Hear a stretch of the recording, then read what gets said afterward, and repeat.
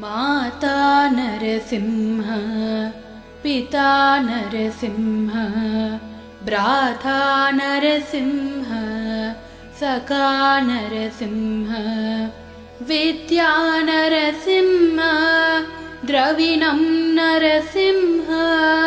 स्वामी नरसिंह सकलं नरसिंह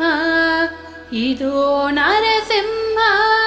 परदो नरसिंह यदो यदो यहि ततो नरसिंह नरसिंहदेवात् परो